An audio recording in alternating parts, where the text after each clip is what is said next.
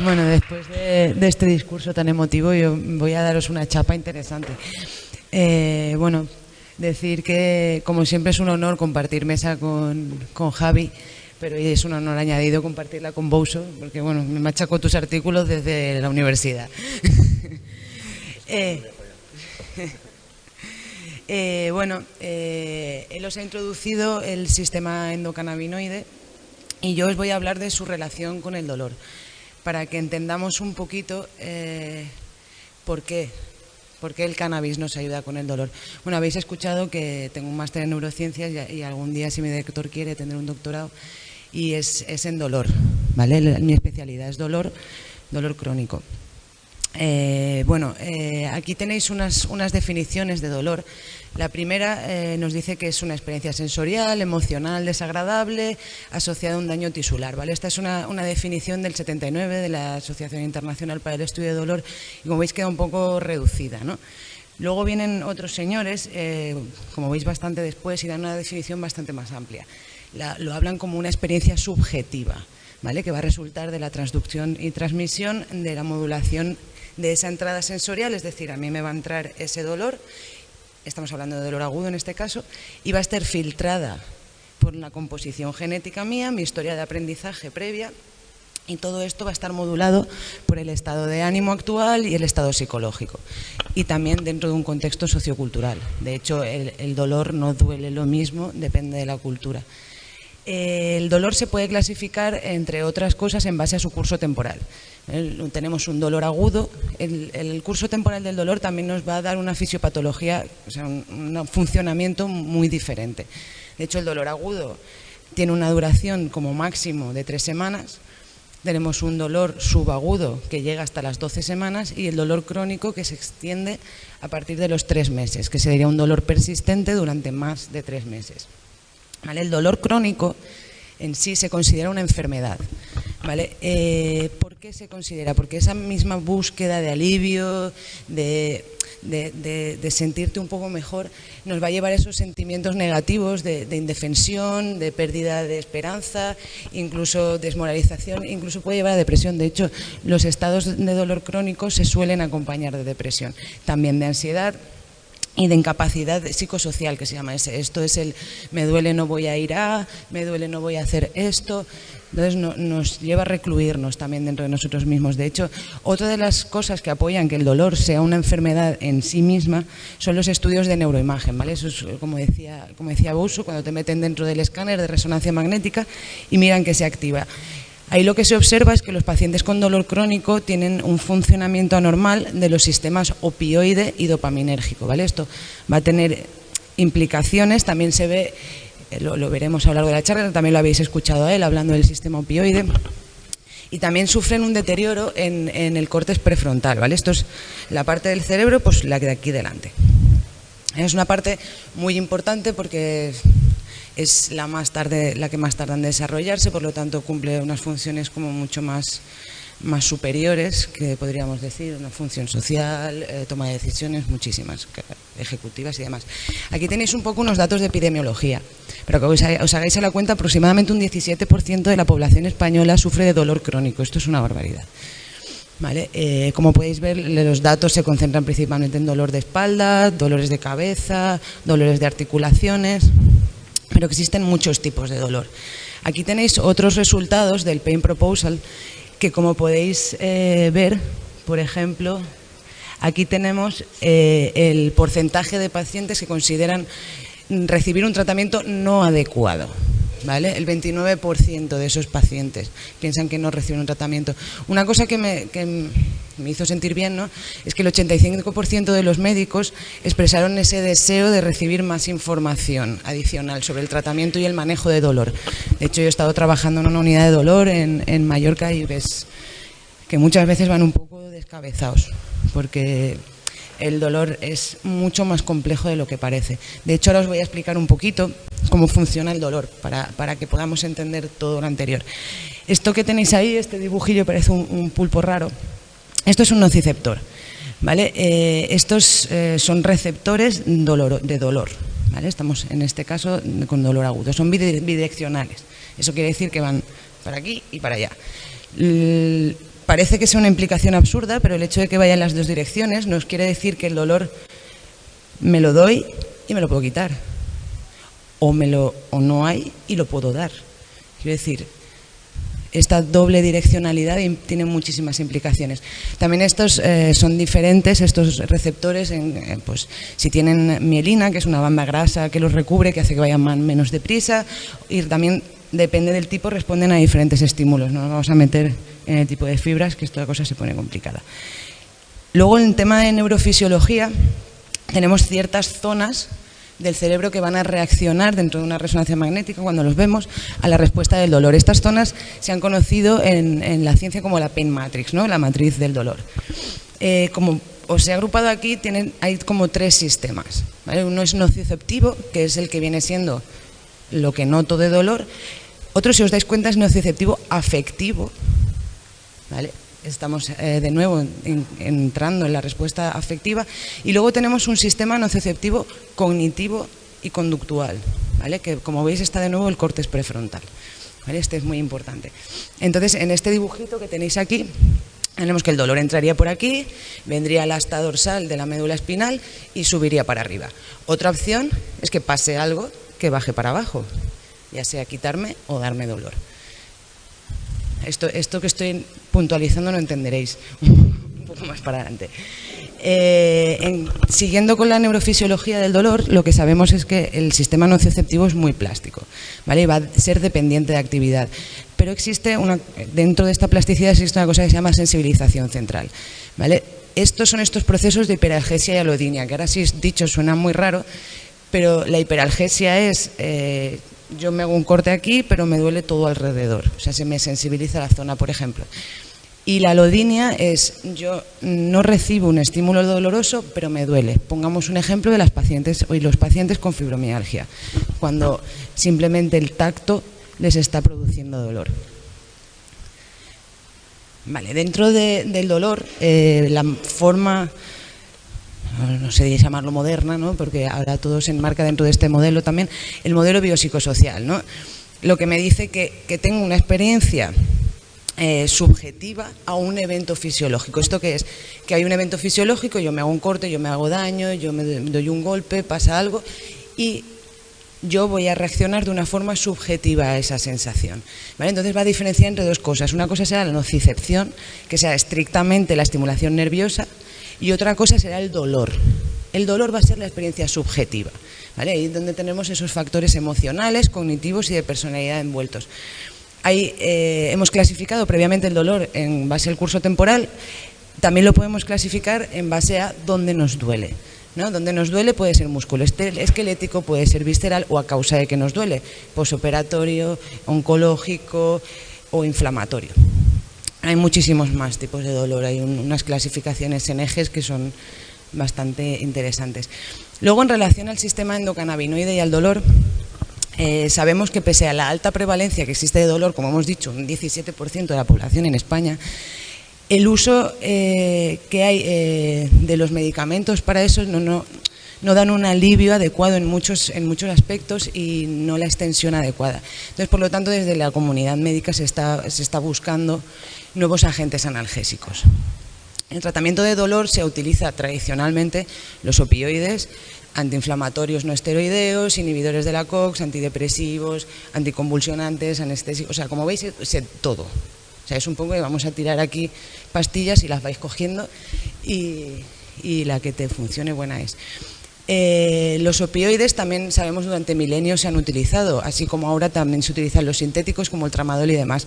Estos tienen ciertos problemas. Bueno, esta mañana hemos escuchado un caso de una persona, creo que lo ha comentado el señor de la asociación, con sensibilización por opioides.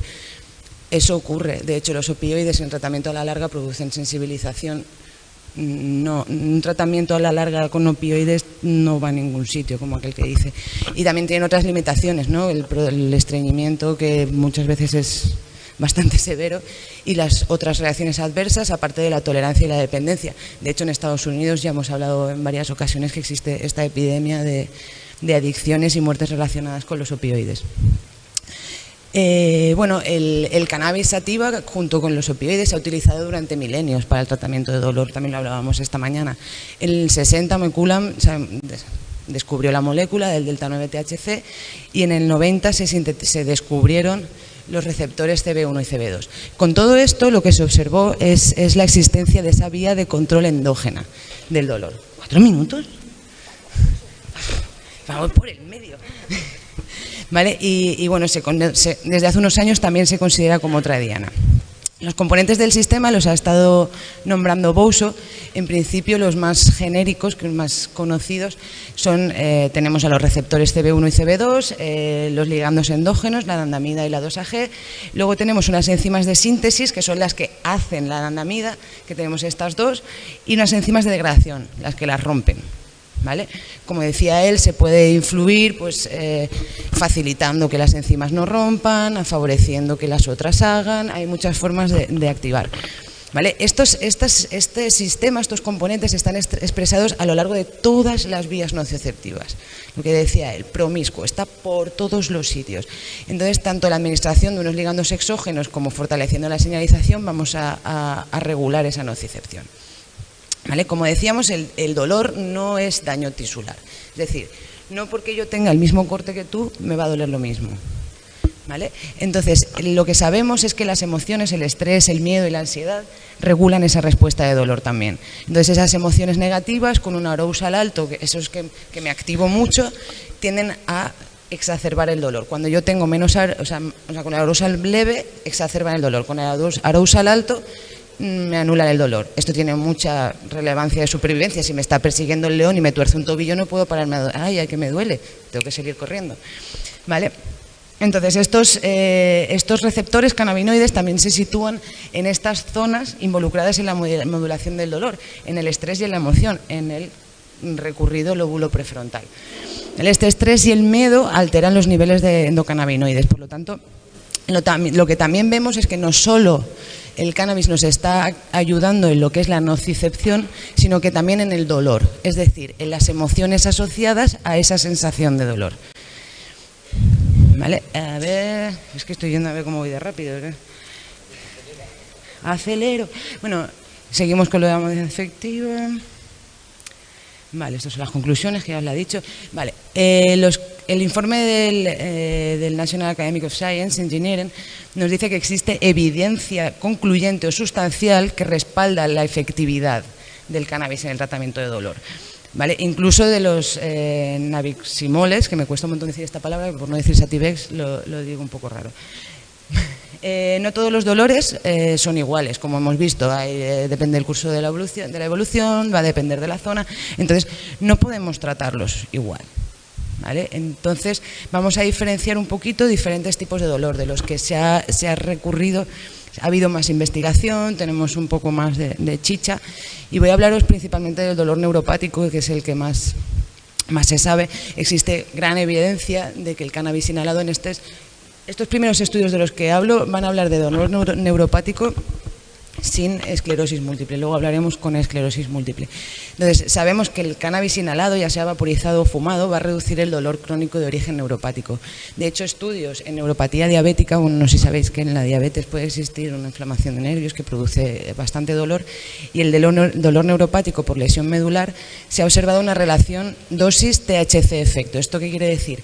Que, por ejemplo, en los pacientes con el dolor neuropático por lesión medular, cuando se les administraba, creo que era 2,6 de THC, había un 60 y algo, 50 y algo % de personas que sufrían alivio de sus síntomas. Sin embargo, en una concentración más alta, en torno al 7,6, una cosa así, había un 88% que sentía ese alivio de los síntomas, del dolor.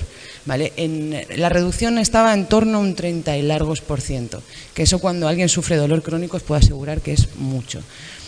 Luego los cannabinoides orales también se muestran efectivos en la reducción de dolor tras 2 semanas, aunque la reducción lo que se ve es clínicamente pequeña, pero como también comentaba él, lo que también mejoró fue la calidad de vida, que eso es muy importante cuando sufrimos patologías crónicas, y también el sueño.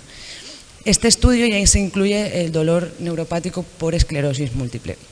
Y también se observó lo mismo, que era efectivo en el tratamiento, pero con poco efecto sobre el dolor agudo. El dolor agudo tiene una fisiopatología diferente al crónico, por lo tanto no va a activar, no va a funcionar de la misma forma.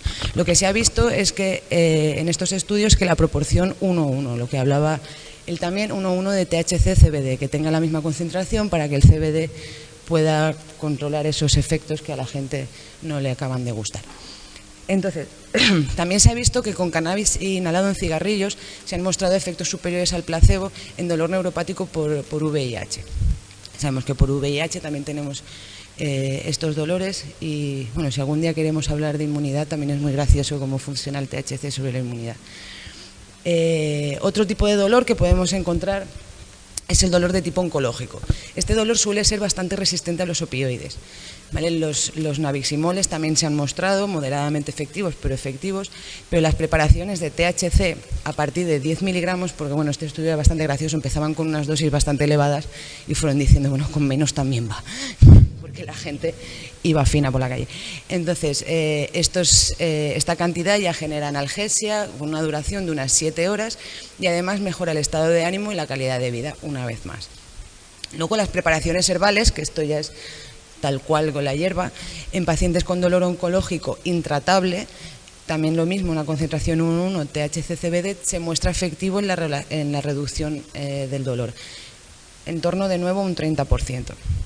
Y luego tenemos el dolor de origen reumático, que estos son la artritis reumatoide, la fibromialgia y la osteoartritis. En esto estamos ahí. Los nabiximoles parecen efectivos, no sabemos nada de cannabis tal cual. O sea, yo no he sido capaz de encontrar un estudio, a ver si vosotros tenéis suerte. Lo que sí que sabemos es que, por ejemplo, la artritis reumatoide en particular es una enfermedad que también es de tipo inmunitario, por lo tanto, al sistema endocannabinoide y a los cannabinoides hacer efecto sobre los CB2, como ya habíamos dicho, pertenecientes al sistema inmunitario principalmente, pues también tiene que tener alguna actividad. Sobre el dolor, pero sobre el sistema inmune sí. También se ha observado una mejora en los síntomas de fibromialgia con cannabis. De hecho, leí un estudio que hablaba sobre una posible deficiencia del sistema endocannabinoide en las pacientes con fibromialgia. Yo he trabajado con pacientes con fibromialgia durante 4 años y, bueno, como ha dicho Beatriz, me he cortado las rastas, antes las llevaba, entonces muy fácilmente me confesaban. En cuanto me veían me decían, yo fumo porros. Y decían, pues me parece muy bien. Y claro, decían que ya se lo contaban en la asociación, se lo iban diciendo unas a otras y la verdad es que les funcionaba muy bien. Entonces, aún así, por ejemplo, con la osteoartritis tenemos resultados bastante dispares. De todas maneras, esto suele ocurrir muchísimo en los estudios con cannabis, como no metodológicamente no cumplen todos los mismos criterios. Entonces, a la hora de hacer una revisión y a la hora de mirar, vas a tener resultados positivos, resultados negativos, resultados de todo tipo. Está utilizado esta cantidad, está utilizado esta preparación, está utilizado... Y es bastante caótico cuando pones a hacer un estudio de revisión. Y bueno, luego quería acabar, luego quería acabar con los efectos secundarios, porque también tenemos que tenerlos en cuenta, que son, los que normalmente la gente cuando toma, sobre todo los preparados orales, porque normalmente entra como más de golpe, desde las asociaciones como vamos más poquito a poco, pues el golpe no lo notan. Entonces suele pasar que si sufren ansiedad, desorientación, dificultad de concentración y demás. Pero también hay que decir que se suele adquirir tolerancia muy rápidamente a estos efectos secundarios, más no a los efectos médicos. Luego las contraindicaciones es la sensibilidad a alguno de los componentes. Por ejemplo, si pues estamos haciendo la extracción con alcohol y no me sienta bien, me llaga la boca o tengo alergia a la marihuana, que también he tenido un caso. Y luego también severos problemas de personalidad o psicosis, no se recomienda. Problemas cardiovasculares severos, tenemos esos problemas, aunque también existe bastante tolerancia a los efectos cardiovasculares. Y luego que sean personas con problemas serios de adicciones. También hay que tener precaución en el caso de estar tomando antipsicóticos, porque van a reducir su efectividad. De hecho, siempre en los centros conozco a gente trabajando con esquizofrénicos y me dicen, es que los que fuman tenemos que estar ahí regulándoles porque no saben por dónde va. Y luego cuando uno toma opioides, porque como ya ha comentado Bouso, son dos sistemas que funcionan juntos, el sistema endocannabinoide y el opioide. Son sinérgicos, por lo tanto, cuando yo tomo opioides, si tomo cannabinoides, va a aumentar la eficacia de los opioides. De hecho, es un medio por el cual podríamos reducir la toma de opioides en pacientes con dolor crónico. Es una forma, porque de esa manera, cuando tenemos mucho dolor y el opioide ya no me está haciendo nada, consigo incrementar esa potencia. Y ya he acabado. Muchas gracias por su atención.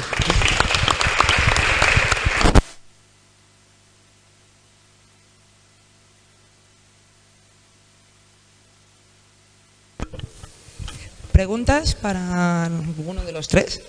A mí no me preguntéis. ¿Nadie? Espera, voy yo.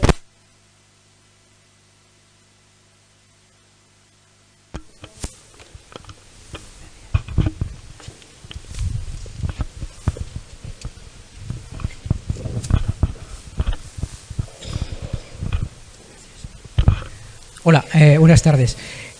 Según he podido entender, entonces es mejor fumarlo o inhalarlo que tomarlo oral, según has dicho, ¿no?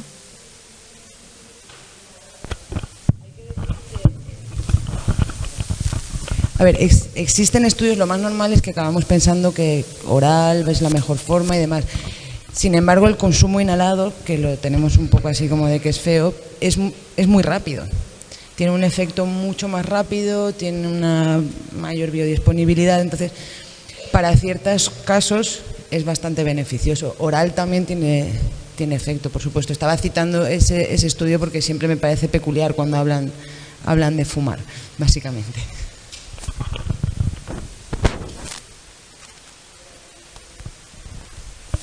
Oral tarda más en hacer efecto. Yo es que lo tomo oral y a mí, claro, a mí me tarda a veces hasta 2 horas para que yo note algo. Claro. El tema es que al fumar vas a tener noción de los efectos mucho más rápidamente. Por ejemplo, al consumir lo oral hay más posibilidades de sobredosificación. O sea, hasta que llegas a tu posición es mucho más fácil pasarse. Sí. Yo lo tomo, o sea, yo tomo cantidades industriales muy bestias. Creo que estamos en 130 miligramos de THC y CBD. Entonces, claro, yo a veces no me noto efecto y entonces digo, ostras, es que igual no me está haciendo efecto, lo que sea. Y eso aparte unas 4 cargas de inhalación del este. Entonces eso es para cuando no me hace efecto también me está haciendo, o sea, cuando no me noto me está haciendo efecto, porque claro, y tengo que seguir aumentando.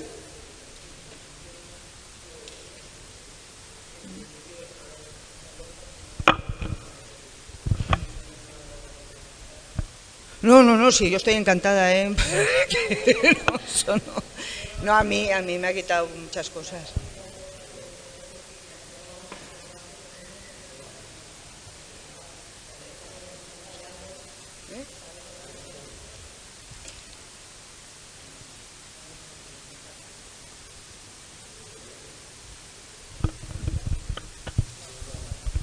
Que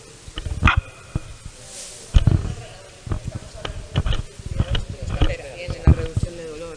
Entonces, tampoco vamos a estar...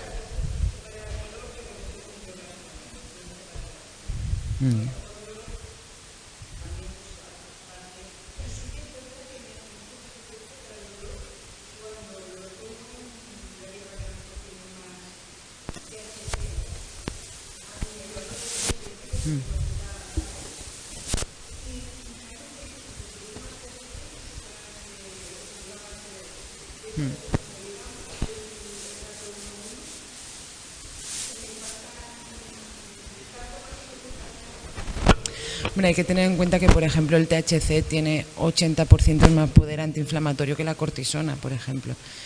Entonces ya jugamos a más bazas. Lo que estaba diciendo Pouso también es que está actuando a diferentes niveles. Entonces estamos jugando con el sistema de dolor, estamos jugando con el sistema inflamatorio, estamos jugando con el sistema emocional, estamos jugando con el sistema digestivo también. Porque de hecho en el sistema digestivo también afecta, aumentando también la disponibilidad de otros medicamentos, afecta a un montón de cosas.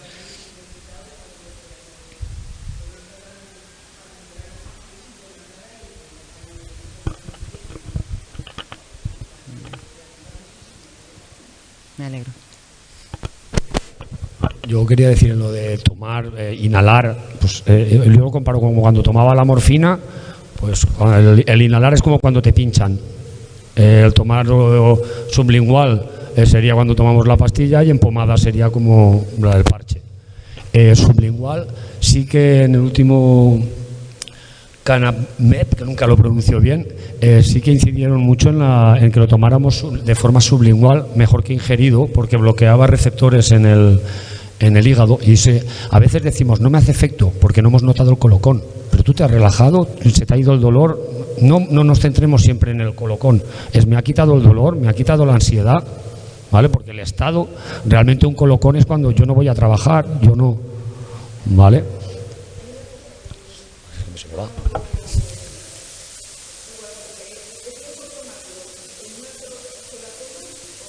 Repartido, si puede ser cada 8 horas.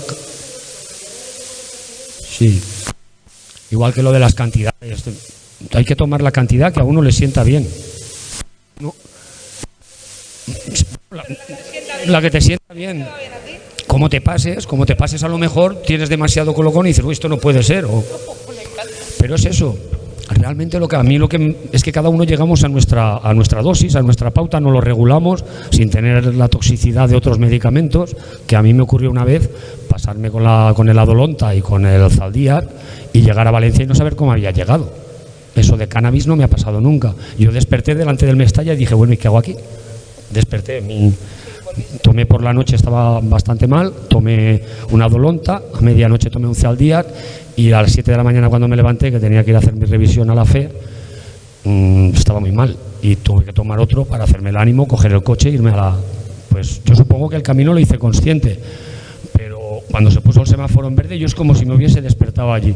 Tuve que retirar temblando el coche hacia una esquina, no sabía en qué ciudad estaba. Pues eso con el cannabis no me ha pasado. Lo máximo que me ha pasado es que me he reído un poquito más de la cuenta y bueno, pues al día siguiente un poquito más, pero nada más. Vale. Hola, bona vesprada a tots. Enhorabuena por las exposiciones, lo primero, estoy aquí al fondo. Yo quería hacer una pequeña pregunta y es si tenemos alguna, bueno, supongo que sí, ¿qué evidencias hay en el uso de cannabinoides en niños en un largo periodo? ¿Cómo pueden desarrollarse a nivel neurológico? ¿Cuáles serían, bueno, cómo sería esa evolución de ese niño en un futuro? Eso es lo que me gustaría saber. Gracias. Bueno, a día de hoy, no sé si quieres responder tú. A día de hoy, la única medicina basada en cannabinoides que se está dando a niños es el CBD.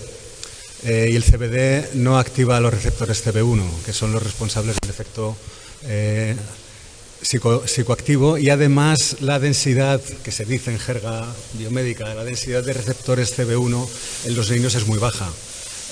Incluso cuando se ha dado a niños, porque no siempre responden bien al CBD, a veces también hay que combinar con THC, cuando se han dado dosis altísimas de THC para tratar de controlar las convulsiones, no producen ningún efecto psicoactivo. Es a partir de cierta edad cuando empieza a aparecer este efecto y cuando entonces debería empezar a preocupar una posible alteración en el neurodesarrollo, ¿no?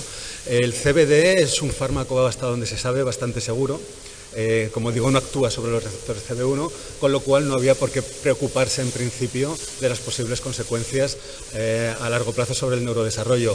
Es más, se sabe que el CBD es un neuroprotector, con lo cual en eso también nos daría cierta seguridad. Yo creo que la única precaución, esto se ha visto en los ensayos con Epidiolex, que es el fármaco, el medicamento basado en CBD que se está investigando para el tratamiento del síndrome de Dravet y otras epilepsias refractarias infantiles, es un poco antes lo hemos mencionado Noemí, ¿no?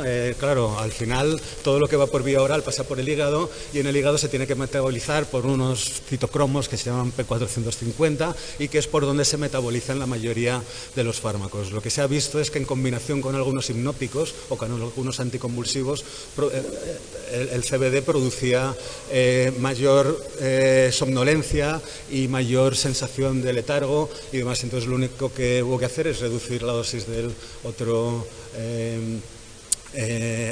antiepiléptico y los niños volvieron a la normalidad. Pero es hasta donde yo sé, en las revisiones que hemos hecho para ver las posibles contraindicaciones por interacción en las vías metabólicas.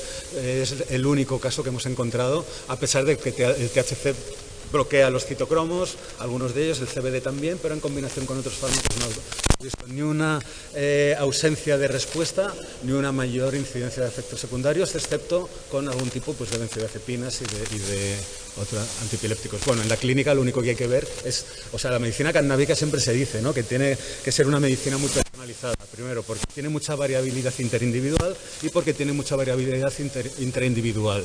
Y esto quiere decir pues, que hay que tener un control muy preciso a la hora de ajustar lo mejor posible las dosis para tener la mayor eficacia con la menor cantidad de efectos secundarios. Pero bueno, en cualquier caso, no creo que se vaya a probar nunca una medicina cannábica para el tratamiento en niños, lo cual no quiere decir que haya padres que no les estén dando cannabis a sus hijos.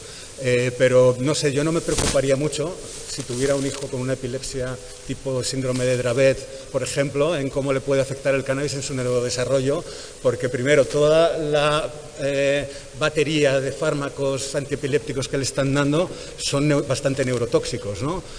Comparado con fármacos como el THC o el CBD. Entonces, no sé, yo creo que lo de sentido común, ¿no? Pues valorar, ¿no?, cuáles son los riesgos y los beneficios a corto, a medio y a largo plazo para tomar una decisión clínica. Por mucho que se diga que el cannabis puede afectar en el neurodesarrollo, bueno, hay otros fármacos que también se les están dando a los niños, ¿no? Por ejemplo, el metilfenidato para el tratamiento de déficit de atención y tal, pues que también producen efectos sobre el neurodesarrollo. Y si se asumen los riesgos con esos fármacos, no hay razones para no asumir los riesgos con el cannabis.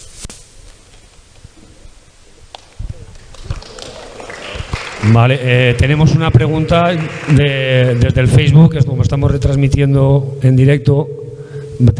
¿Está ya? Es que tenemos que... Bueno, mientras tanto, aprovecha para anunciarnos las fechas del próximo...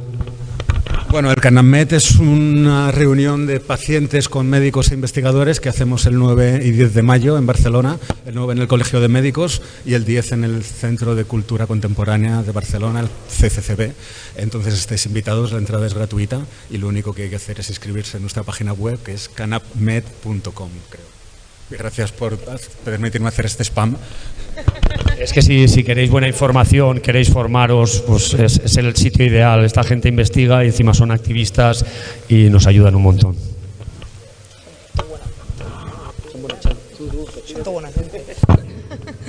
Bueno, pues tenemos una pregunta más.